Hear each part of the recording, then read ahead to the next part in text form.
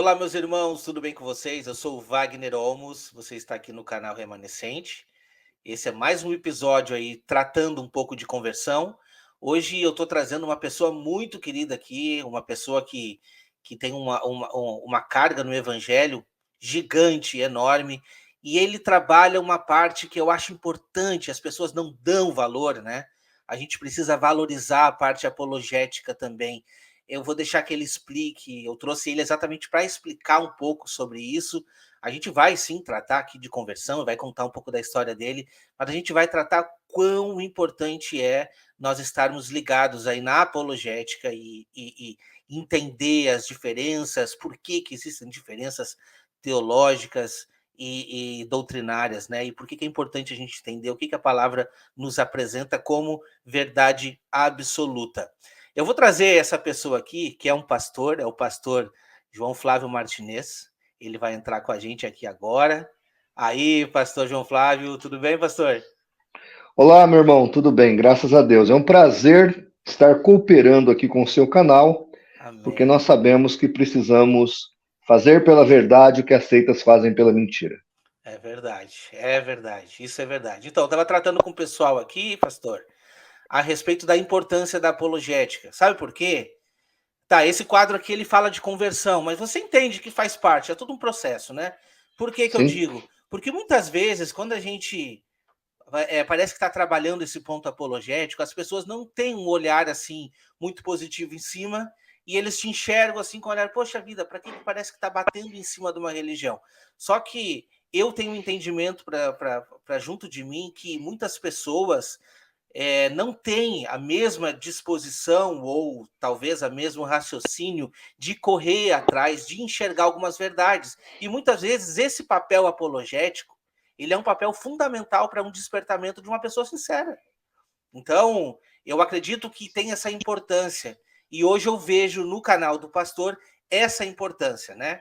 Nós estamos aqui falando de conversão, mas você já tem muitos testemunhos de pessoas que, por intermédio da apologética, se converteram de um caminho errado e entraram para um caminho correto.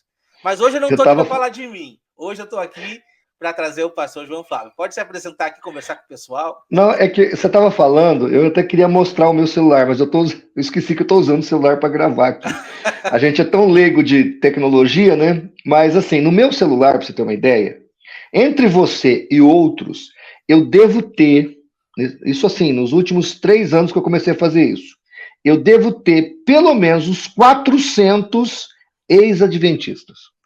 Sério. Sério, você escutou esse número?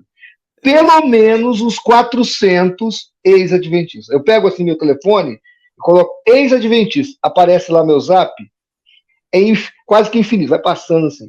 Eu tenho vários ex-mormons, eu tenho vários ex-TJs e outras seitas, né? Mas o que eu quero te dizer é o seguinte: a gente acabou tendo mais adventismo do que outras, não quer dizer que a gente queira ficar Sim. só no adventismo.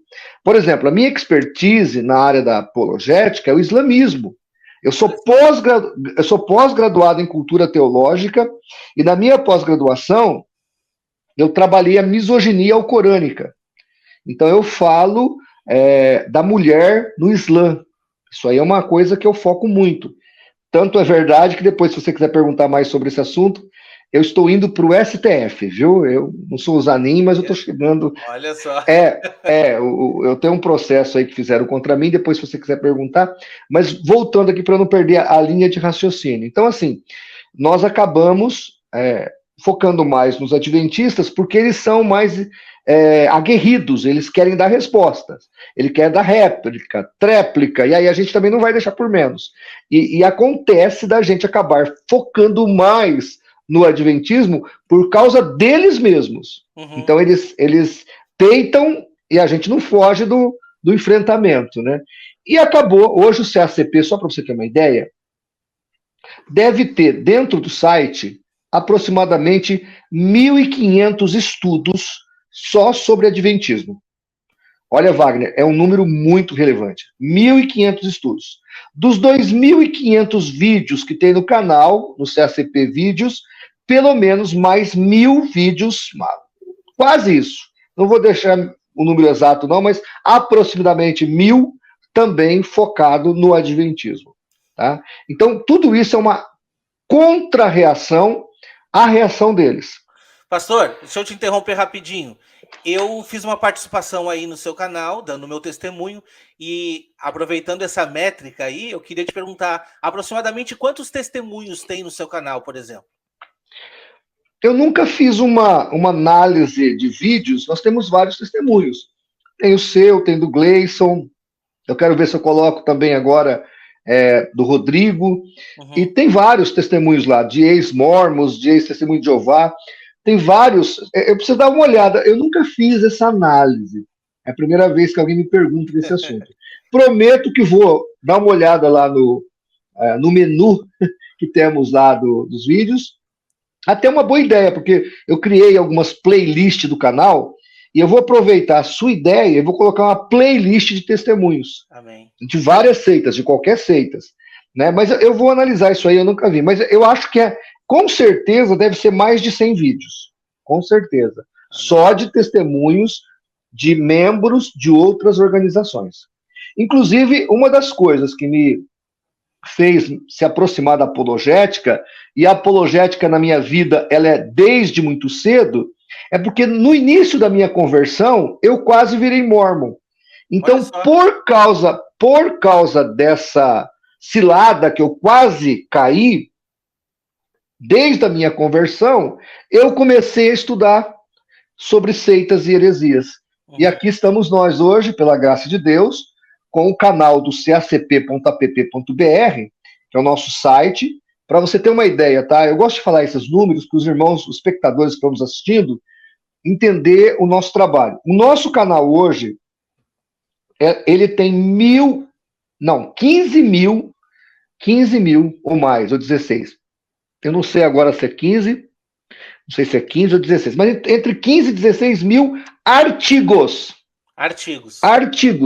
Eu estou para te dizer que o cacp.app.br é um dos maiores sites de apologética do Brasil. Não estou falando na qualidade, porque nós teríamos que colocar o ICP em primeiro lugar, porque o Instituto Cristão de Pesquisas ele veio em primeiro lugar, ele que começou a apologética no Brasil. Eu estou falando na questão de arquivo apologético, de material de estudos.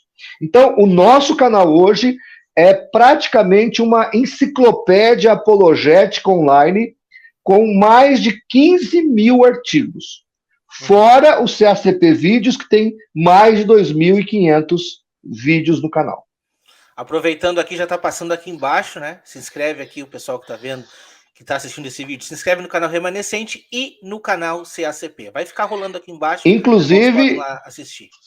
Inclusive, uma das coisas que eu tenho feito é pedir, Wagner, para que as pessoas se inscrevam nos canais dos irmãos, né?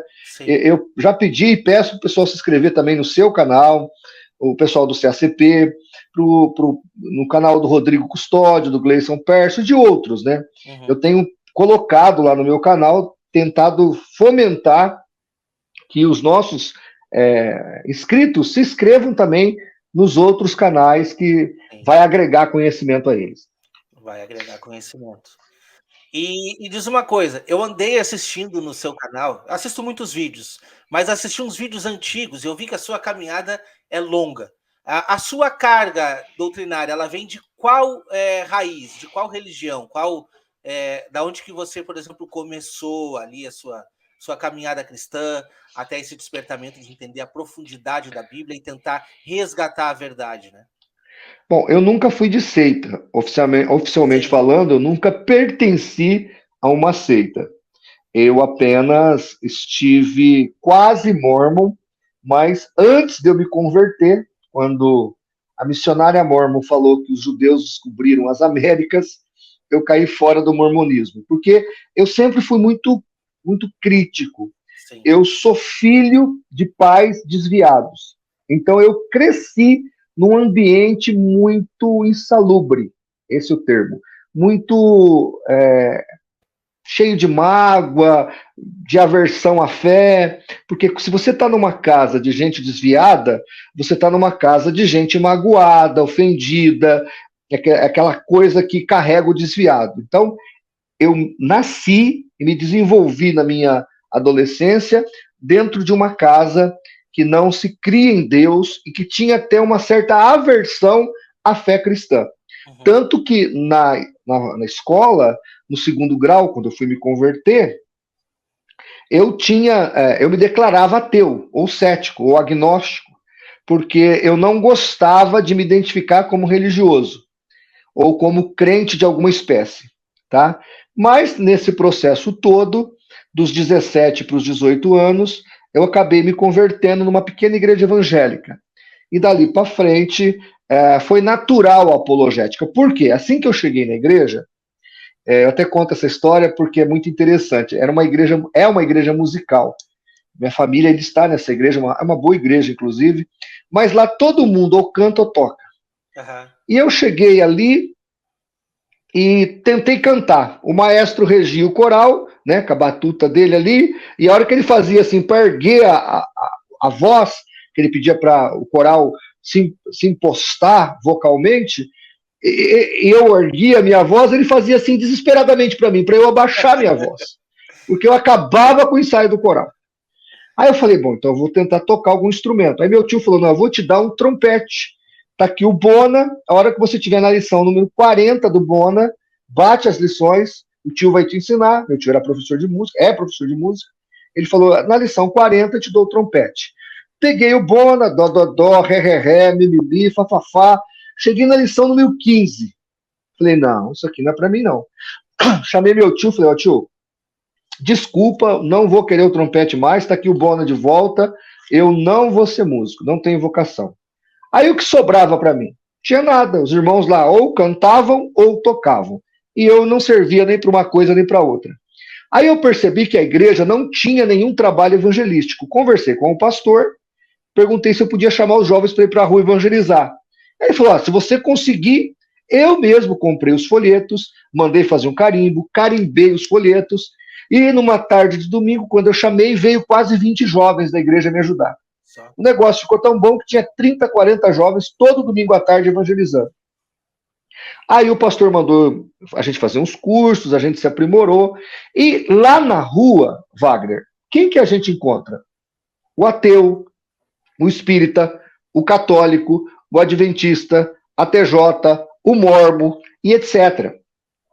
Quando eu saí para a rua, eu me deparava com essas pessoas cheias de dúvidas, cheias de questionamentos. Uhum. Eu pegava a minha caneta, eu tinha uma cadernetinha, aquela de padaria, anotava a dúvida das pessoas, marcava o endereço da pessoa que fez a pergunta, chegava no pastor, coitado, o pastor que era o co-pastor da igreja, ele morava no fundo da igreja. Então terminava o culto, eu via até a tristeza dele, porque terminava o culto e eu ia para cima dele.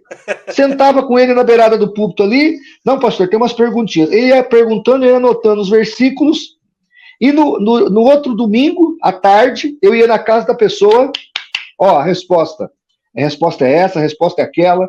E aí eu comecei, como não tinha Bíblia de estudos no meu tempo aqui na minha cidade, que é interior de São Paulo, não tinha material de apologética, eu comecei a pegar pincéis, na verdade eram canetas não, lápis de cor, e a pintar a Bíblia. Então, as respostas aos adventistas era verde, então eu pintava de lápis verde. Aos espíritas era vermelho, as TJs era amarelo. Eu tenho essa Bíblia aqui hoje, ela é toda pintada. E isso aí é uma coisa que eu inventei porque eu estava na rua, então eu estava folheando a Bíblia, o cara perguntava sobre o sábado, por que você não guarda o sábado? Aí eu tinha que pegar lá Mateus 12:5, procura daqui, procura dali. Então eu comecei a me armar e me tornei apologista, não é porque eu era um apologista, mas porque eu sou um evangelista. Todo evangelista, sim, quem está no campo sim, vai se encontrar com a apologética. E foi isso que aconteceu comigo. É até interessante porque muitas das vezes, né, a gente quer pregar, por exemplo, uma pessoa, você na sua casa está assistindo aqui, você vai lá, não, vou sair para um trabalho missionário, e aí você bate na porta de alguém, vou te apresentar e tal, e essa pessoa vai vir com a doutrina que ela já tem pré-determinada, e muitas vezes a gente não tem resposta. Eu não tenho resposta para isso. E aí você sai e deixa aquela pessoa no vácuo, né? Então aquilo que poderia ser uma bênção para a pessoa, para um esclarecimento, torna uma vergonha para ti mesmo. Então, é um trabalho importantíssimo, né? A gente entende. A apologética, dentro da teologia sistemática, ela é um braço na missiologia. Então, a apologética, ela é um braço da missiologia. Ela não é um ponto, uma matéria independente. É uma matéria codependente ou intermatéria, porque ela está ligada à temática de missiologia. Todo missionário, ou todo aquele que prega o evangelho, que vai ao campo, deve estar preparado com o conhecimento apologético. Eu digo que o único pecador que vem a nós, sem a gente ir a eles, são as testemunhas de Jeová. Que esses daí são os mais fáceis. É o único que vem a nós. A gente não precisa ir até eles. Não, é só esperar no sábado de manhã, domingo de manhã, né? Mas os demais a gente tem que ir a campo. Então, a importância da apologética. Não, é verdade. Completamente, completamente. Até porque, se você vai pensar bem, até que as religiões, dentro da doutrina deles, eles, entre aspas, se munem. Normalmente você já sabe qual é que é as defesas das doutrinas, né? Normalmente eles já têm tudo pronto e eles não fogem daquilo. Muitas vezes você traz um texto, eles nem sabiam, nunca viram aquilo, né? Ou não tem a outra ideia, por quê? Porque só mastigam aquele alimento que é dado dentro da religião, dentro da igreja, e esse é um problema, quando a pessoa não tem uma busca também, né? É uma intranet religiosa, né? Eles ficam presos dentro daquele aprisco sectário e eles são proibidos de pensar fora da caixa, né? Exatamente, exatamente. Essa é uma questão que pesa bastante, né? E vamos trazer agora, pastor, quero te convidar agora para entrar no tema do vídeo. Aqui eu tenho trazido histórias impressionantes de conversão. Histórias impressionantes de presidiário, pessoa que se achava no fundo do poço e não tinha questão de voltar. Voltou para o Senhor, né? Quando a gente fala voltou, muitas vezes, voltou para a igreja. Não, voltou para o Senhor. Uma coisa não tem muito ligação com outra, por mais que a gente não levante aqui uma bandeira de não congregar. Muito pelo contrário, a pessoa tem que procurar uma igreja saudável. Mas aquele momento em que você sente assim, nossa, isso aqui fez sentido na minha vida e eu preciso voltar ao rudimento da palavra que nos traz o seguinte fato: arrependei-vos e andai em novidade de vida. Então, qual é a importância da apologética para esta questão de uma conversão sincera e verdadeira? Então, vamos lá. Primeiro, cosmovisão, né? A cosmovisão que você está tendo da fé, que é o que está em Atos 4:12, a salvação está em Cristo Jesus. Sim. Esse é o primeiro entendimento, senão você continua sectário. Isso. Você não é salvo por causa de uma instituição. Isso. Você é salvo por causa de Cristo. Outra coisa, a igreja verdadeira não é a católica, não é a adventista, não é a batista, não é a A ou B. É a igreja invisível, é a Assembleia Universal dos Santos. É isso. Esta igreja que é a verdadeira. Ou seja, ela não é denominacional. Inclusive, existe igreja verdadeira dentro das seitas, que precisam ser alertadas. A gente está falando das pessoas. Que são gente precisa ser tirada de lá. Exatamente. São ganhas de lá. Então entenda. Essa é o primeiro ponto. Porque quando a pessoa começa a pensar que a salvação é em Cristo e não em instituição, ela já está se livrando de um dogma católico. Isso aí é um dogma católico, um dogma islâmico, um dogma adventista. Todas as seitas se colocam como a prancha de salvação. Isso. Enquanto a igreja de Deus, a verdadeira, prega Jesus. Essa é a primeira questão. Aí você perguntou a questão da apologética para o bom discipulado. Rapaz, isso aí é muito sério. Você pega os seminários teológicos, eles não trabalham os futuros pastores no conhecimento sectário. Seitas e heresias é colocado como o estrado da teologia. Tem lá uns 2, 3 meses de seitas e heresias, comenta-se alguma coisa sobre os aspectos gerais, as 10 maiores religiões do mundo, e não leva a sério essa questão de apologética. Aí esse pastor, o que acontece? Ele começa a entrar no campo para evangelizar. Ele vai lá fazer a obra de Deus entre os membros de seitas, que são os mais difíceis de se ganhar. Quase sempre ele falha, porque ele não sabe o argumento, ele não tem as ferramentas certas. Você sabe que uma chave não abre qualquer porta. A chave A vai abrir a porta A. A chave B abrirá a porta B. Então, você precisa... Desculpa aí minha alergia, que estou com uma alergia terrível. Tranquilo. Então, você precisa ter a chave certa para abrir a porta certa. Então, muitos não têm porque não conhecem a fundo a apologética. Quando um outro dá certo de tirar a pessoa da seita, na hora do discipulado, o discipulado é mal feito. Por quê? Porque, por exemplo, o pastor não entende, e ele conhece até teologia, mas como ele não conhece seitas, ele não entende que o mormon, por exemplo, a trindade dele não é a nossa trindade. A trindade dele é uma tríade. Uhum. E aí o pastor nem toca tanto porque pergunta para o mormon que está na igreja dele, você acredita em trindade? O rapaz vai dizer, ou a moça, claro, nós, mesmo estando no mormonismo, eu acreditava em trindade. Mas na verdade ele crê numa tríade. E o pastor não tem esse entendimento. E muitas vezes essa pessoa fica dentro da igreja evangélica, crendo por muito tempo equivocadamente, porque não há o bom discipulado. Então a apologética, Wagner, é essencial para um bom discipulado. Com certeza, com certeza. Até me veio na mente aqui que eu tenho um conhecido que ele começou a fazer um curso de teologia, estudando com os adventistas, né? Curso de teologia para se tornar um pastor adventista. Lá pelo segundo semestre já, ele começou a conhecer aquilo que estava sendo apresentado para ele nas cadeiras e surgiram dúvidas. E ele começou a ver na Bíblia que o que a Bíblia mostrava para ele era diferente do que o curso ensinava. E ele falou, eu preciso questionar isso para vocês. E ele foi questionando, e chegou a um certo ponto que foi dito para ele aqui, olha, aqui não é o lugar de tu questionar, é o lugar de tu aprender, porque o que tu aprender aqui tu vai repassar.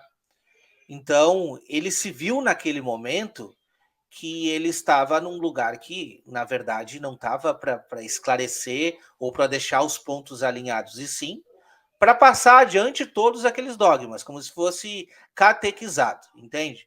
E ele saiu, ele decidiu sair, disse, não, isso daqui não é o caminho, eu não posso fazer assim, não é isso que o meu coração manda. Então, por isso que a importância que você falou a respeito do pastoreio, pastores despreparados, mal qualificados, às vezes não é nem culpa deles, entende? Eu acredito sim que existem pastores sinceros que estão sinceramente enganados, sinceramente errados. Em alguns não é nem questão deles estarem errados, Wagner.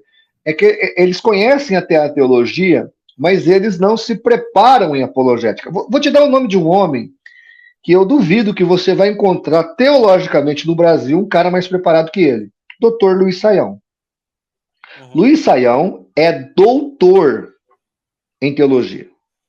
Um homem que ajudou a fazer a tradução, a nova versão internacional para o português. Uma pessoa extremamente ilibada na teologia. Amigo do Rodrigo Silva, da outro seita doutor, adventista. Né? Outro doutor herético, né? Amigo do Rodrigo Silva, da seita adventista. E ele acha que o Rodrigo Silva tem a mesma fé que ele. Eu mandei material para ele, eu tentei explicar para ele, mas eu acho que agora, como ele já está envolvido com o Rodrigo Silva, e uma coisa que o ser humano tem, todos nós temos, é orgulho. Eu acho que ele tem muito orgulho para sentar, estudar o adventismo, porque qualquer teólogo que se preze, se estudar o juízo investigativo, sim, vai ver que é uma das doutrinas mais diabólicas que existe na cristandade. Sim. Eu vou repetir, é uma das doutrinas mais diabólicas que existem na cristandade. Exatamente. É uma blasfêmia contra a cruz de Cristo. Exatamente. Eu duvido que o Dr. Luiz Saião aceitaria isso. E o Rodrigo Silva defende isso. Claro, com muitas mentiras, com muitos sofismas, com muitos engodos, mas ele defende. O Rodrigo Silva é o tipo de pessoa que ele não tem pudor. Você e eu que conhecemos o adventismo, ao escutar o Rodrigo Silva falando, a gente fica com uma ira interna, porque a gente sabe que aquilo é mentira. Sim. Não é nem distorção da verdade, ou da verdade deles. É mentira mesmo.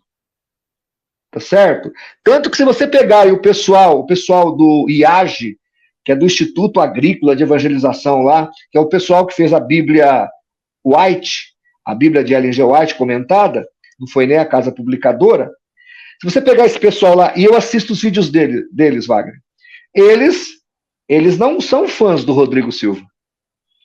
Não. Porque eles acham que o Rodrigo Silva está fazendo é uma pesca que não é sincera para o ouvinte.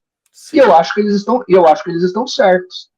Porque o Rodrigo Silva, ele joga um falso evangelho adventista para atrair o indivíduo para a organização, e quando ele está lá dentro da organização, ele vai aprender as verdades whiteanas. Sim. Tá entendendo? Então, o Saião, por exemplo, se ele sentar para estudar, ele vai descobrir o absurdo, a besteira que ele fez, porque eu acredito, Wagner, que o Luiz Saião não precisava sentar com o Rodrigo Silva. Não estou falando que fazer um debate, participar de um programa de arqueologia, não estou falando disso. Eu já participei de vários programas com católicos, com espíritas, com ateus. Agora, quando eu me confabulo com aquele líder e deixo a entender que aquele indivíduo tem a mesma fé que eu, aí é problemático. Você veio do adventismo, você sabe que a fé adventista não é a fé bíblica. Sim. Não é a fé verdadeira, não é a doutrina correta. Então, o que acontece? Esse é um exemplo de teólogo que não estudou apologética e caiu nas garras das seitas. E agora, para ele voltar atrás, ele vai ter que sujar um pouco o nome dele, falar que ele errou, que ele foi imprudente. Eu acho difícil ele fazer isso. E aí nós ficamos nessa lenga-lenga, nesse chove não molha, e as pessoas são iludidas e levadas ao engodo. Esse é o problema. Tá? Eu estava até falando com o Rodrigo Custódio, a gente estava conversando que ele está lá nos Estados Unidos. Você também está, né? Você está onde? Eu tô hoje eu tô na Carolina do Sul, mas estou mudando de novo para New Jersey. Vou morar lá de novo. Então você aí nos Estados Unidos, você sabe que nos Estados Unidos, o americano evangélico não tem dúvida que o adventista é seita. Uhum. Ele tem certeza que o adventista é sectário. No Brasil, essa divisão não existe. Nós já temos esse problema da ignorância coletiva dos evangélicos. Aí o doutor Luiz Saião, por exemplo, e o doutor Marcos Eberlin, que é outro, vai sentar com os adventistas. E isso, para nós, na apologética, tem sido assim, um problema seríssimo. Aí, respondendo e fechando a sua pergunta, a questão da falta do conhecimento apologético no discipulado e também uma orientação apologética para os discipuladores. Então, pastor, eu quero aproveitar que eu estou diante de um pastor aqui que não negocia com a palavra, né? Pode ser que a gente sabe que eu tenho certeza que eu devo ter algum ponto que eu estou errado e que Deus vai me clarear. A gente continua sempre em busca, isso é importante. A gente precisa, aproveitando, deixa eu fazer uma interpolação. Claro. Interpolação é colocar entre o que você está falando, antes e depois do que você está falando, no meio. Tá bom. Erros teológicos todos nós temos, com certeza. Sim. Erros teológicos é normal, Wagner, a gente ter em detrimento um ao outro. Agora, heresia de perdição é outra história, né? É outra história. Pois então, é aí que tá. Aproveitando esse ensejo que você estava falando de pastoreio, de erro e tal, eu estou diante de um pastor e essa pergunta é importantíssima para mim, né? Porque a gente vê, desculpa, mas eu não tenho curso de teologia. Eu fui despertado somente abrindo a palavra, né? O Espírito Santo clareou e me despertou do erro que eu estava. E foi uma coisinha, pastor. Uma coisinha que ele me despertou. E depois daquela coisa, parece que veio assim uma enxurrada, um rio de tantas coisas que vieram. Porque você realmente te torna disponível para entender, né? Então Deus clareou. Agora, sinceramente, vamos ser bem sinceros aqui. Um camarada que é pastor, que tem o conhecimento, fez teologia e tal. Por mais que, tem algumas coisas que você talvez não vai conseguir entender. Mas eu não consigo, Wagner, eu não consigo entender que um camarada, por exemplo... Eu não gosto muito de dar nome aqui, meu canal eu não uso muito para isso, mas eu não entendo que uma pessoa como, por exemplo, o pastor Dr. Rodrigo Silva, ele não saiba da verdade. Claro que sabe. Para mim, pastor, desculpa, mas não vai, não desce, sabe? Porque eu me sinto muito leigo perto de um doutor, entende? É isso que eu estou querendo trazer. Então, assim, eu fico pensando por que que as pessoas trocam o seu momento de fama, ou sei lá, o pedestal que tem, aquela autoridade que, entre aspas, a pessoa tem, reconhecimento, pela verdade. Porque eu também conheço pastores que largaram tudo, dinheiro, largaram status e tudo. Por quê? Porque por intermédio de uma apologética, de uma apuração da verdade, eles se encontraram com a verdade e decidiram. Não é por dinheiro, não é por status, não é por cargo, não é por nada, é pela palavra.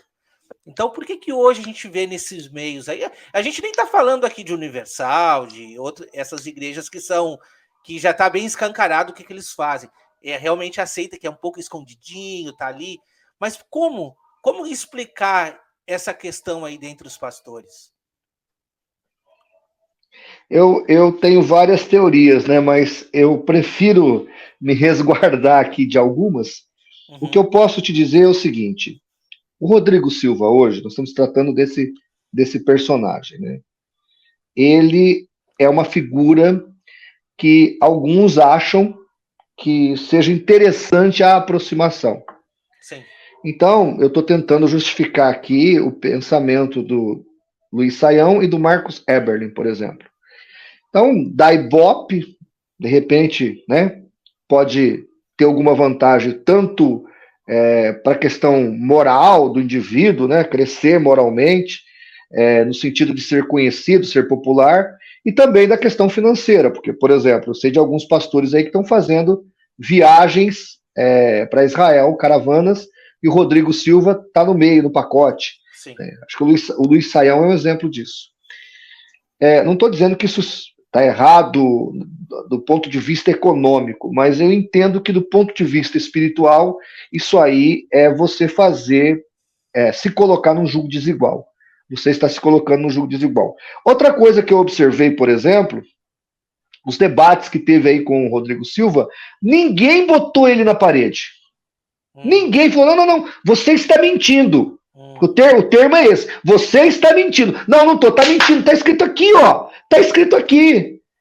Como é que você está falando isso? Ou a sua profetisa está errada ou você está errado. Ou você é mentiroso ou ela que foi. Porque alguém tinha que bater. Mas não tem profeta mais, Wagner. Né? Aí chega na frente do Rodrigo Silva, o cara dá aquela afinada. Eu vou te falar uma coisa. Eu já estive diante de alguns líderes. Por exemplo, eu estive diante do Sheikh Jihad Hassan. Lá em Campina Grande, na Paraíba, acho que em 2007, na VINAC, Visão Nacional da Consciência Cristã. É um dos maiores eventos teológicos do Brasil. Aí me chamaram na rádio para debater com o Sheikh Jihad, que é um dos líderes para os muçulmanos no Brasil, e também com o Sheikh Mohammed. E aí o Sheikh Mohammed era sufi, e o Sheikh Jihad sunita. Um falou, outro falou, chegou na minha vez, o jornalista perguntou assim para mim: então, pastor João Flávio, qual é o seu ponto de vista com relação a esses eventos religiosos que estão aqui? De um lado a VINAC, do outro aqui o evento dos muçulmanos falando de paz. Aí eu peguei a palavra e falei assim: olha, fulano, Juarez, chamava o jornalista. Falei: olha, Juarez, eu acho milagre. Ele falou: milagre, pastor? Falei: milagre, eu acho que o Brasil faz milagre. Porque você vê, nós estamos aqui hoje diante de um dos grandes milagres mundiais que você poderia ver. Aí ele falou: como assim que eu não estou entendendo, pastor? Eu falei: vou te explicar. Você está vendo aqui um sheik sufita diante de um sheik sunita, um elogiando o outro, um falando de paz para o outro, sendo que em qualquer país muçulmano, o sheik Jihad estaria matando o sheik Mohammed. Porque os sufis são perseguidos pelos sunitas. Os sunitas odeiam os sufis. Quando eu falei isso, cara, o Jihad deu um tapa na mesa e quase derrubou o microfone, quase tirou a rádio do ar. O senhor me respeite. Eu falei: o senhor me diga se eu estou mentindo. É mentira ou é verdade? E o Sheikh Mohammed caladinho, assim, bem quietinho, porque ele sabia que era verdade. Lógico. Aí quando ele falou, prova, eu botei a minha mão na minha pasta, arranquei umas revistas Vejas e joguei em cima da mesa da rádio, assim. Cara, o negócio fechou tanto que o Juarez teve que pedir um intervalo, o jornalista, que era um dos programas mais ouvidos no Nordeste brasileiro, lá em Campina Grande, na Paraíba. Aí eu dei um intervalo, na volta o acordo foi o seguinte: eu vou entrevistar primeiro o Jihad, depois eu entrevisto você. Só que comigo não teve Não teve acobertamento, não teve polimento, o negócio foi na verdade. Ô, Wagner, o negócio é na verdade. Esse negócio de apologética florida, que joga confete, não, querido, né? Outro dia eu assisti um debate lá na Musical FM, um debate muito bom, contra o unicista Carlos Moisés e o outro irmão trinitário. O irmão trinitário deu uma lavada no Carlos Moisés, eu achei fantástico. Se não me engano, acho que foi o pastor César. Aí, no final do debate, o debatedor, eu não lembro se era o César, mas eu acho que era o pastor César, olhou para o Carlos Moisés, que é unicista, um herege, nega a trindade, e falou assim: Carlos, você é uma bênção, mas você é uma bênção na música, eu vou orar por você, tal, tal. Aí jogaram deu aquela amenizada no final. Peraí, ele tinha que ter feito apelo. Ele tinha que ter perguntado: escuta, Carlos Moisés, você quer renunciar ao unicismo? Você quer renunciar esse ódio que você tem contra a Trindade, que vocês chamam de diabólica e satânica, e aceitar o Deus bíblico, porque você não crê no Deus bíblico, você crê no Deus sabeliano. Você quer renunciar a isso aí? Não, na hora de fechar o debate, que foi espetacular, ele deu um chocolate no Carlos Moisés, que é muito ruim de Bíblia. Na hora do fechamento foi esse eufemismo da verdade.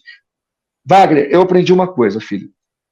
A verdade não pode ser eufemizada. Com certeza. Você não pode rebuscar na hora da verdade. Você tem que ser um João Batista. Sabe o João Batista? Sim. Que subia em cima da pedra e gritava a verdade. Não estou falando em ser mal educado, não estou falando em ser agressivo, não estou falando em agredir fisicamente ou verbalmente. Eu estou falando em ser convicto. Expor. Ó, tá aqui os fatos, tá aqui. Como é que é? Vai ou não vai? Isso é verdade ou mentira? Porque o que eu vejo hoje, lá no programa da HIT, nesses debates que tem por aí, é, aquela joga de confete. E eu pessoalmente entendo que a apologética que Deus me deu para fazer não é de jogar confete, é de falar a verdade. Eu vou ter poucos amigos com isso? Pode até ser que sim, mas eu entendo que nós precisamos fazer uma apologética, eu acho que foi Tertuliano com Marcion, eu não sei se foi, acho que foi Tertuliano com Marcion. Tertuliano se encontrou com Marcion e Marcion falou assim para ele, que ele era gnóstico, Marcion. Ele falou assim para ele: você tem que nos aceitar, olhando para Tertuliano. Tertuliano olhou para Marcion, estendeu a mão e pegou na mão de Marcion e falou assim: eu te aceito como um verdadeiro filho do cão. Essa foi a apologética de Tertuliano, porque não dava para negar as doutrinas fundamentais da fé, que a gnose, naquele tempo e até hoje, ignora. Então, assim, eu sei que é um pouco duro o que eu estou falando, eu sei que não é politicamente correto o que eu estou falando, parece um tanto belicoso o que eu estou falando, mas essa, ao meu ver, é o tipo de enfrentamento que nós temos que fazer. E desse jeito, com a verdade, pela verdade. Foi assim que Jesus fez, é só você ler Mateus 23, era assim que os profetas bíblicos faziam, e é o que falta hoje, nós não temos profetas. Sim. Aproveitando isso que você falou, né, todo esse ensejo, eu, quando tive o meu despertamento, porque, como eu já falei, até no seu canal contei a história, eu nasci dentro da Igreja Adventista, então aprendi desde pequeno tudo aquilo que era me apresentado. Mas, é água tônica, tá? Tônica. É água tônica. Mas, pastor, eu não pesquisava na Bíblia. Eu mastigava aquilo que era me apresentado e amém, e pronto. Enfim, então meu despertamento foi quando eu comecei a estudar a Bíblia. E depois de um tempo, depois que eu saí da instituição e tal, um dia, passeando aí pelo YouTube, parei num vídeo dos fins dos dias do Dr. Rodrigo Silva. Eu disse: eu vou assistir esse vídeo. Rapaz, você sabe que ele prega bem, né? Pregação... fala... Não, todos eles, vamos falar a verdade, Wagner, todos eles são treinados para falar e para agir com cordialidade. Sim. Rodrigo Silva, o Leandro Quadros, o Ivan Saraiva, tá certo?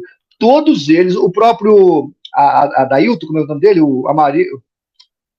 Aquele que tá no SBT agora, não tá mais na... O Arilton. O mesmo Arilton, todos eles, como era o Bulhões também, Sim. Todos eles altamente preparados. Porque a Bíblia fala que os filhos das trevas são mais sábios que os filhos da luz. E que o anticristo fala como cordeiro, né? Parece um cordeiro, mas... Então, eu estava assistindo aquela pregação, foi uma pregação que ele fez no UNASP, tá no YouTube aí, tá pelo YouTube. Pregação Rodrigo Silva do UNASP, deve ser de 2007, 2008 a pregação. Uma pregação boa, falando sobre os últimos dias e tal, né? Só que um dos meus despertamentos da Adventismo, o que eu vou falar aqui não é novidade para você, que eles acreditam que o tempo da grande perseguição, 1260 dias, já foi. Terminou lá em 1700 e pouco. 1700 e pouco. 1798, por aí. Segundo eles, foi o achado da Pedra Roseta. Sim. Pois é, mas daí Mateus 24 vai te mostrar que logo depois daqueles dias o sol escurecerá, a lua não dará sua habilidade, então você vai ver Cristo voltar. Nós sabemos aqui, a gente tem a noção de que teremos aí, depois do surgimento do anticristo, teremos uma perseguição de 1260 dias. Nós sabemos disso, isso aí está claro, na maioria das religiões já acreditam nesse tempo de grande perseguição. Pois bem, o livro de Daniel, ele reflete muito bem isso, ele traz em vários pontos. Daniel 12, por exemplo, vem mostrando. E ele chegou nesse ponto. E aí que eu fiquei esperando que ele lesse isso, né? Que depois, então, naqueles dias, né? O Senhor enviaria, né? O Senhor protegeria os filhos do povo dele, né? Daqueles dias. E eu fiquei esperando que ele lesse e ele disse assim, olha, eu não vou entrar nesse ponto porque é polêmico, então eu vou deixar de fora aqui para vocês, mas vocês entendem, né, que isso já aconteceu lá no passado. Sabe, isso me deu um tremor, assim, na hora, assim, que eu pensei, poxa vida, como que uma pessoa esconde isso dos irmãos que está tão claro, né? Que uma coisa que está tão clara na palavra de Deus. Ali, Daniel 12, versículo 1, mostrando sobre o tempo da grande perseguição. Como que esconde? Então, é coisas assim que a gente não consegue entender vindo de uma pessoa estudada, entende? Uma pessoa estudada. Por quê? Simplesmente porque vai contrário à doutrina que a igreja apresenta, né? Ele é um cara estudado, mas dentro de uma gaiola, né? Ou seja, ele pode ir até... Ele sabe mais ou menos até onde ele pode ir, mas ele, de vez em quando, volta para si e... acho que agora, recentemente, ele fez um vídeo, ele falando que prega em tudo quanto é igreja, porque ele se comporta, ele sabe, ele é educado, ele sabe agir com cordialidade, mas ele não esconde que é adventista, nem as suas doutrinas distintivas. Né? Então, de vez em quando, ele sai um pouco, volta, porque o negócio dele é marketing. O negócio dele é marketing. Ele não está preocupado com a verdade, ele está preocupado com o marketing da igreja. Sim, exatamente. Então, são coisas que às vezes assim deixa a gente chateado, mas para o leigo não faz diferença. E aí que eu vou entrar nesse ponto que eu quero tratar com você aqui, tá? Como a gente falou lá no início. Eu recebo muitas pessoas, principalmente os conhecidos, que não te dão ouvido, né? Familiar e tudo, que diz assim, para que falar disso? Deixa a igreja, é Jesus, é só Jesus. É o amor a Jesus, você não precisa bater nesse ponto. O importante é Jesus, é tu congregar e tal. É só um errinho, você já deve ter ouvido isso, né? Muito. É só um errinho e tal. Isso me deixa tão triste, porque a palavra de Deus diz que nós devemos examinar as Escrituras. E o principal, que isso nunca mais saiu da minha cabeça, né? Que nós precisamos amar a Deus com todo o nosso coração, com toda a nossa alma e com todo o nosso entendimento. E aí a gente vê que as pessoas não depositam um tempo para buscar o entendimento da palavra, para não ser enganado, né? E aí fica naquela mornidão, a igreja aceita, né? Eles mesmos dizem, nós somos Laodiceia, nós somos a igreja morna. Poxa vida, como assim? Nós somos Laodiceia. Eles pregam. Eles pregam mesmo isso. Eles pregam mesmo. Eu vi eles pregando. Denominam como Laodiceia. Mas eu até acho que eles têm razão. A igreja adventista é uma Laodiceia mesmo. Não, eles têm razão. Mas olha só que interessante, né? Você aceitar uma condição dessa. Porque e não querer... Não, quando eu estudo as 7 igrejas do Apocalipse, eu vejo advertências, eu vejo qualidades e eu vejo promessas para 7. Eu vejo isso. Pô, se eu vejo isso, o que eu vou buscar para mim? Eu vou buscar ser uma Laodiceia? Ou eu vou buscar ser uma Esmirna, por exemplo, que é muito melhor, né? Ou vou buscar ser uma Filadélfia, que é muito melhor. Entende? Eu acredito que as pessoas podem e têm o direito de buscar melhorar sua condição de vida todos os dias e não aceitar uma coisa que está te sendo imposta. Olha, respondendo a sua pergunta, olha Judas, capítulo 1, né, versículo 3, diz assim, eu vou ler aqui no meu computador. Amados, olha o que Judas fala. Procurando escrever-vos com toda diligência acerca da salvação comum. É isso aí que você falou, pregar Jesus, Sim. pregar o amor de Deus. Aí Judas continua. Tive por necessidade escrever-vos e exortar-vos a batalhar pela fé que uma vez foi dada aos santos. A palavra batalhar aqui é apologia no grego, é a defesa. Então, Judas está dizendo que ele estava escrevendo sobre a salvação comum. Aí ele falou: não, mas não é só isso.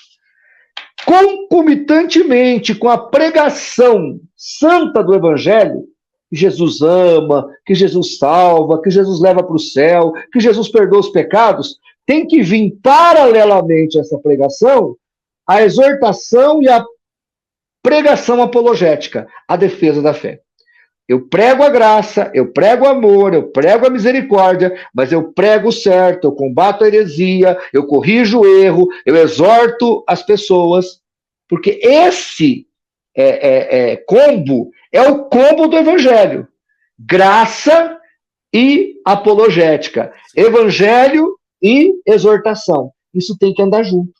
Então, Judas está dizendo que tem que haver uma diligência. Eu prego graça, eu prego amor, eu prego piedade, eu prego perdão, mas eu prego o que é correto, eu prego doutrina, eu prego exortação, eu falo do que está errado, eu falo do que está certo. Esse combo tem que andar junto. As igrejas querem pregar o amor, né? Aquela história, aquela conversa furada. Para eu fazer o sol da justiça brilhar, eu não preciso pagar o farolete de ninguém. Mas tem um monte de farolete aí sendo seguido, né? Nós precisamos resolver esse problema dos faroletes, porque Paulo fala a Tito que era para apagar os faroletes que tem por aí. Ou seja, ele fala, calem os contradizentes. Então, a apologética entra nesse ponto. Não, é exatamente isso, exatamente esse ponto. E a gente precisa se esforçar, né? Eu acho assim, nós fomos criados por Deus e foi nos dado um discernimento. E aí entra uma questão pessoal, porque as pessoas, infelizmente, elas veem na religião um amuleto, tá? Um amuleto que diz assim, olha, o que eu preciso eu encontro lá dentro daquelas quatro paredes. Né? E você vê invariavelmente as pessoas dizendo, não, eu preciso de uma oração, eu vou até o pastor. Não tá errado, não estou dizendo que é errado você ir e pedir para o pastor orar, não é isso. O que eu estou querendo dizer é que as pessoas, infelizmente, pastor, elas estão terceirizando a fé. Né? Estão colocando como se fosse um intermediário entre elas e Deus. E não deve ser assim. A palavra mesmo diz que nós temos uma interpretância que nós não tínhamos, que é de entrar na presença de Deus. Né? Por intermédio do Hebreus sangue de capítulo Cristo. 9. Poxa vida, por intermédio de Cristo, a gente entra num lugar que não era acessível a nós, o Santo dos Santos, por intermédio do sangue de Cristo. Até isso a igreja erra, né? Dizendo que é só depois de 1844. Olha só. Enfim, uma autoridade que nos foi dada a partir da morte de Cristo. Autoridade que nós temos, entende? Então eu vejo assim, infelizmente as pessoas terceirizam a sua fé, terceirizam a sua crença. Olha só que interessante. Muitas vezes eu tento mostrar, irmão, tá errado nesse ponto. Olha aqui, com carinho mostrando. Espera aí que eu vou lá ver com o meu pastor e já volto para te dar a resposta. Poxa vida, entende? Sabe, tudo bem, a gente reconhece aqui que um pastor E o duro é uma que você está pessoa... falando. Não, o duro que você está falando de pessoas que estão na igreja há 30 anos, né? Não, E ainda não tem claro. e não adquire conhecimento, né? Não. Então, assim, ó, eu não vejo um problema de tu comungar e de tu debater com teu pastor e perguntar, mas as pessoas já vêm com aquilo. Quando você recebe uma resposta, aquela resposta tu já ouviu de 3, 4 irmãos que te traz, não é ele que está te trazendo. Essa resposta já é a doutrina, já é o parecer oficial da igreja. Tu já sabe, não é a pessoa que está te respondendo, ela nem medita naquilo. Se o pastor disse, amém. Sabe, eu vejo assim, irmãos, para você que está assistindo, poxa vida, medita, né? Por mais que nós estivéssemos errado, que nós estivemos errado, medita Medita no que a gente está dizendo aqui. Sabe? Na É que igreja muitas vezes, Wagner, as pessoas, elas ainda continuam católicas, não sei se você percebeu. O Sim, católico é assim, eu sou de família católica, então o que o padre falou é a verdade, não é a é Bíblia. isto. Eu não preciso fazer uma reflexão para ver se aquilo, né, Deus me ilumina com aquela verdade. Não, o padre falou, muito, portanto que nem católico nem lê a Bíblia, porque para ele a palavra do padre está suficiente. Exatamente, entendeu? Então, poxa vida, eu fico pensando assim, né? O que nós somos? Qual é o nosso propósito de estarmos aqui? Tá, beleza, vamos lá. O essencial do evangelho a gente conheceu a Cristo Jesus, nós aceitamos o sacrifício dele na cruz, e aí agora é simplesmente ouvir o amor, congregar e pronto. Não, nós temos uma responsabilidade. Se não fosse por essa responsabilidade, me explica para mim, por que os discípulos morreram? Eles não morreram defendendo a fé? Morreram defendendo a fé, entende?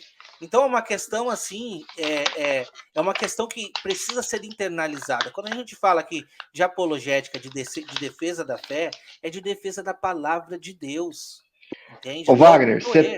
70% do Novo Testamento foi escrito com viés apologético.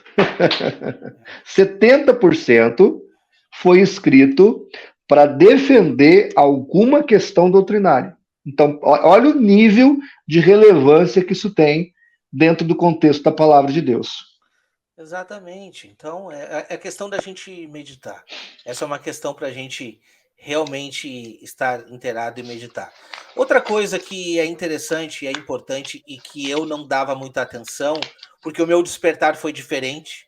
Hoje, infelizmente, muitas pessoas despertam vendo o erro, e muitas vezes são erros assim, olha, o erro dentro da igreja, por exemplo, tá? Rodrigo Silva erra em tal coisa ali, então já não tá legal. Ou se não, tá, eu vou descobrir os erros de Ellen White, o que ela fez e tal. Eu vou descobrir o erro de Joseph Smith, por exemplo. As pessoas muitas vezes focam nisso. O meu despertar foi diferente, foi realmente teológico. Eu consegui ver que as doutrinas teologicamente estavam erradas, sem conhecer a história. E hoje, escutando o nosso irmão aí, Gleison Pércio, que já participou aqui, já participou com você, escutando o irmão Rodrigo também, sabe? A gente vê quão é importante nós irmos na história para conhecer a raiz do problema. Porque se você ir na raiz, você consegue detectar o problema também. Você vê assim, não, essa iniciação, como que surgiu essa religião? Ela surgiu do quê? Como que funcionava lá? Então a gente vê que esse trabalho, por exemplo, que esses irmãos fazem, é importante também. E hoje eu estou conseguindo ter um estudo um pouco mais aprofundado também a respeito dos pais da igreja. Quando eu digo pais da igreja, eu não estou falando de os pais da igreja a partir dos anos 300 para cá. Eu estou dizendo exatamente aqueles que foram os mais próximos dos discípulos, o ano 100, 150, por aí. Que é um momento que tu pega aqueles escritos e tu vê como que eles criam, entende? Eu tenho um dicionário aqui muito bom, depois eu posso te mandar aqui a bibliografia. Chama Dicionário da Doutrina Patrística. Exato, Então, Patrícia. não sei se você conhece esse dicionário. Então você pega, por exemplo, Trindade, e ele catalogou tudo que os pais da igreja disseram sobre Trindade. É top, hein? Muito bom. Depois eu te passo a bibliografia dele. Depois você me manda, sem problema nenhum. Vamos analisar. E é isso, eu acredito que as pessoas sempre têm uma oportunidade de sair um pouco da caixinha. Quando eu digo sair da caixinha, é sair da religiosidade. Porque se nós fôssemos levar em conta a religiosidade, eu não sei o que Cristo Jesus veio fazer aqui. Porque ele foi o maior apologético que já passou nessa terra. Ele chegou literalmente quebrando a banca da religiosidade naquele momento. É ou não é verdade? Entende? Pois é. Então é uma questão da gente observar. Tá, mas Jesus não é só amor? Claro que é amor. Mas olha só o que ele fez. Literalmente entrou no templo, arrastou, jogou tudo aquilo fora e disse: a casa do meu pai não é uma casa de bagunça. E a gente às vezes está tentando mostrar a bagunça e nós somos tratados como, poxa vida, você é um cara que não tem amor, você é um cara que está levantando problemas para a igreja. Como assim problemas para a igreja, né? Então, é que eu tenho meditar nisso. Eu tenho a seguinte filosofia. A minha apologética que eu prego, ela é uma apologética feita para criar muros ao redor da igreja. Muros ao redor da igreja, ou seja, proteger os crentes que já têm a sua fé pré-definida. E, ao mesmo tempo que ela cria muro ao redor da igreja, ela fomenta entre os crentes ferramenta para poder evangelizar os perdidos no mundo sectário. Ou seja, aquela chave que abre aquela porta, eu tenho aqui. Então eu vou te dar o treinamento, né? Primeiro eu vou mostrar para você os erros, mostrar para você como é que aquilo está errado. E agora eu vou te mostrar como é que você rompe aquela fortaleza e ganha aquela pessoa para Jesus. Tá certo? Então a apologética é para isso, proteger os crentes e ao mesmo tempo fornecer ferramenta para que esses crentes possam entrar no mundo sectário sem contaminar a sua fé e ganhar as pessoas para Cristo. Amém. Amém. Eu dei um treinamento uma vez numa igreja lá em Vitória, Vila Velha. A igreja ficava cercada por 3 salões do reino. E todos os membros da igreja eram visitados, o pessoal do Testemunho de Jeová entrava dentro da igreja para entregar a sentinela e a despertar. Aí eu fui lá, cheguei lá numa quinta-feira, dei 3 dias de treinamento. Sexta, sábado e domingo de manhã. Domingo à tarde, meu amigo, a gente saiu e fomos achar os Testemunhos de Jeová na rua. Domingo de manhã e à tarde. Os 2 períodos nós saímos. E aquele dia foi o dia da caça, e a gente achava Testemunho de Jeová, e os irmãos ali aprenderam a inquiri-los. Então, apesar deles viverem dando um fogo cerrado em cima da igreja, aquele dia aquela igreja foi ao ataque. E graças a Deus a gente deixou bastante pessoas balançadas com o evangelho e com a verdade. Mostrando que a apologética, ela protege, ela amplifica a fé da pessoa e ela dá ferramenta para a evangelização no campo missionário. Amém. Eu assisti um vídeo seu, acho que antigo já. Tava lá passando no seu canal, assisti. Antigo já. E você estava fazendo uma pregação. Você fez uma pregação sobre as Testemunhas de Jeová, em que você criou uma revista com um nome muito semelhante da Despertai. Como é que era o nome? Conta essa história para nós. Hein, Vigiai. Posso pegar? Posso pegar ela? Pode pegar. Pega lá. Segura aí que eu vou pegar.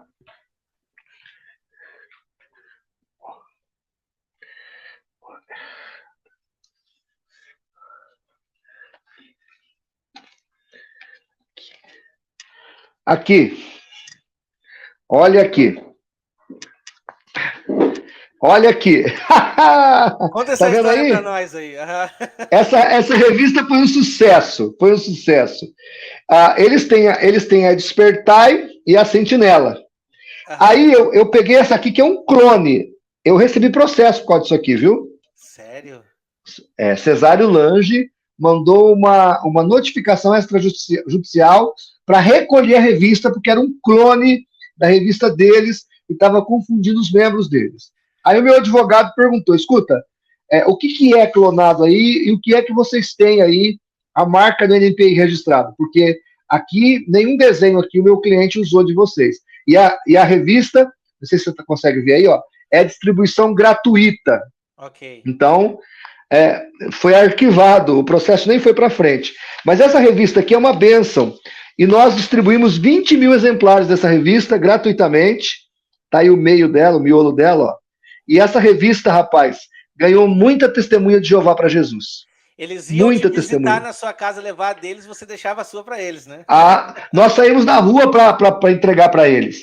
Muitas igrejas usaram nos seus púlpitos para poder dar escola bíblica dominical. Muitos evangelismos foram feitos. Eu sei que só aqui na minha cidade eu ganhei 4 TJ para Jesus com essa revista.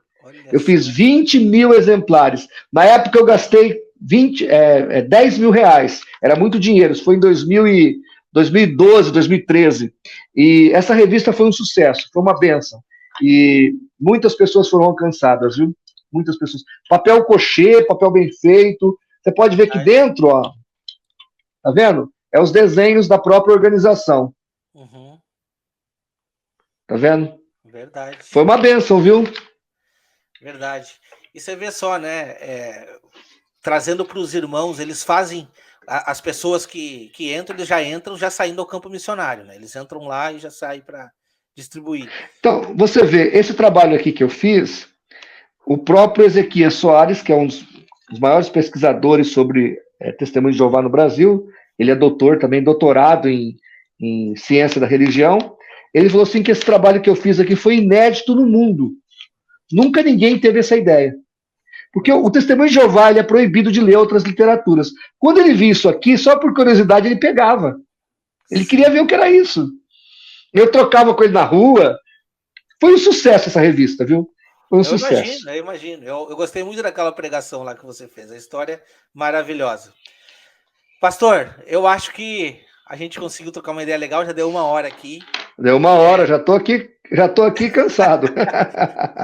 Mas esse assunto é bom, hein? É bom, é bom, é bom. Então a gente vê que para uma conversão verdadeira também é importante nós estarmos inteirados da verdade, né? Porque muitas vezes eu me converti a Cristo, mas não importa, vamos para qualquer outra religião aí, vamos entrar em qualquer religião. E muitas vezes a gente está ouvindo a voz que não é a voz correta, né? Nós estamos ouvindo o sonido da trombeta errado, entende? Então, vê a importância que tem. Por isso que a gente traz para os irmãos meditarem, procurarem saber. Eu acredito que aquela pessoa que está na busca da verdade, Deus ele não vai desamparar. Ele sempre vai mostrar, sempre vai mostrar. Buscar-me-eis e me achareis quando buscar de todo o vosso coração. É Exatamente. Bíblico, é mandamento bíblico. Deus vai Deus vai ser achado por essa pessoa quando ela quiser achá-lo. Exatamente. Então, talvez você esteja aqui vendo, olha, já me entreguei, já mudei a minha vida, entreguei minha vida para Cristo Jesus, hoje eu estou congregando na igreja tal, nós não estamos aqui levantando placa de igreja nenhuma, mas eu sinto que falta uma intimidade, eu não levo muita fé no que está sendo dito lá na frente. Nós fazemos o convite para você, que você faça um pacto juntamente com Deus, para que Deus venha te revelar a sua própria vontade dentro da sua própria palavra. Né? Então, assim, trabalhos como o trabalho do pastor João Flávio Martinez, eles são importantes para isso. Que a pessoa que era um pouco crítico até aqui, que possa meditar um pouco. Né? Porque muitas vezes a gente se sente assim também tão atacado. Poxa vida, às vezes eu já me fiz muito essa pergunta, né? Poxa, se eu estou defendendo uma verdade que a gente está vendo claro na palavra de Deus, por que é tão difícil das pessoas aceitarem? E aí entra todos. Porque é a verdade. Porque é a verdade. Entra em tudo que a gente já conversou aqui a respeito de comodismo, a respeito de cargo, a respeito de posição, enfim. E as pessoas falam tanto, né? Esquerda, direita, mas as pessoas também são políticas. Acaba que tudo vira uma politicagem, deixa eu defender meu lado aqui. Não é o lado. A palavra de Deus, a verdade, ela não tem um lado para ser defendido. Ela é a verdade e ela precisa ser cumprida, entende? Não, peraí só um pouquinho, isso é que nem você falou, não, isso aqui é relativo, olha o tapinha nas costas aqui, não, deixa tu ficar aí com isso daqui, mas presta atenção aqui, não vamos brigar por causa disso. Não, nós precisamos entender, e realmente, né? Então a gente faz esse convite para você de casa, que você possa meditar, que você possa refletir, meditar na palavra e realmente fazer esse compromisso com Deus, para que a verdade seja absoluta na sua vida. Eu quero aqui, de coração, agradecer o pastor por estar aqui com a gente, né? É uma alegria. Para mim é um prazer cooperar. E eu vou te falar uma coisa, viu, Wagner? Um menino como você, eu digo menino porque você é novinho, é muito precioso para o reino de Deus. Você, o Gleison, o Rodrigo, esqueci o nome dela lá, Bufani, acho que é Bufani o nome dela. Tem vários adventistas aí que estão em destaques, que saíram da seita, estão realmente colocando a sua vida por amor ao evangelho, porque eles poderiam ter saído da seita e cuidar da sua própria vida. Sim. Mas eles estão tentando ajudar outras pessoas. Então, assim, eu pessoalmente agradeço a Deus pela sua vida. Amém. Você é muito precioso para Deus, tá? Que você nunca desista, continue firme. Você é o tipo de pessoa que é foco da minha oração. Amém. E eu trabalho para ver pessoas como você, livres. E ainda ver você assim, sabe, bem, espiritualmente, sabe, buscando a Deus. Dá uma alegria imensurável no meu coração. O que eu quero para os adventistas, Wagner, é o que Deus tem dado para você e para tantos outros. Liberdade. entendimento da graça de Deus. Então, estar aqui conversando com você hoje, para mim, é muito prazeroso, porque você é muito precioso para Deus. Eu queria que você soubesse disso. Amém. Você também, pode ter certeza. Obrigado, eu agradeço também pelo espaço que você dá para isso, né? E para a pessoa que pensa, não, ele bate no Adventista. Não, como eu falei, se você for no canal dele, tem ele falando a respeito da verdade com os Testemunhos de Jeová, Mormons. Eu não fiz uma dessa aqui pro Adventista, tá vendo? Boa ideia. Eles não precisam ficar com inveja, eu só fiz para TJ, tá vendo? Então, a questão não é pessoal, não é? E assim, importantíssimo de trazer aqui. A questão não são contra pessoas, é contra o que está sendo pregado. Então, assim, aquela ideia precisa ser analisada, precisa ser aí refletida. E você que está ouvindo, que você medite neste ponto, entende? E assim, talvez, olha, eu já descobri, já saí da igreja, estou me sentindo vazio aqui, não sei para onde ir. Cumpre o que a palavra diz, entra no teu quarto, ora, entra em comunhão com Deus e Deus vai te revelar o caminho. Não deixe esfriar a chama, procura uma igreja que seja saudável, uma igreja que seja bíblica. É certo que você vai encontrar alguns erros assim, ainda, em todas elas, né? Mas não deixe de congregar. Congregue numa igreja, sabe? Porque isso também é importante. Nós não estamos dizendo para você, não, simplesmente abandona o sistema religioso e não vai em lugar nenhum. Não, não é isso que nós estamos dizendo. Esse não é o caminho. O caminho é que você acorde para a verdade, sabe? Então, assim, descobriu, Deus te revelou que você estava andando em caminhos errados, biblicamente falando, não que a sua vida estivesse errada. Então, Deus já acordou isso em você, já despertou. Agora é o momento de você tomar uma decisão, tomar um posicionamento, né? Eu tomei meu posicionamento aqui de tentar alertar outras pessoas, de tentar pregar a verdade, pregar aquilo que eu acredito que seja correto.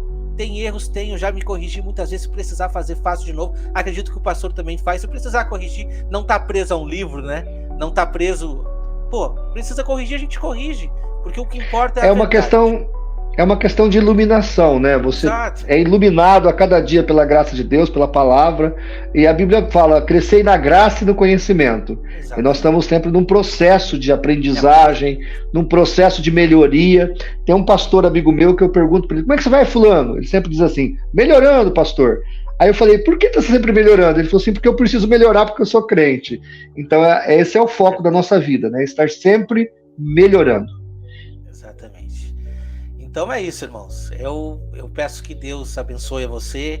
Normalmente, quando tem um pastor aqui, eu peço que faça uma oração. Esse é um lado que muitas vezes a gente não ora, mas vou pedir uma oração principalmente para todos aqueles que estão ouvindo, para que Deus possa iluminar, capacitar.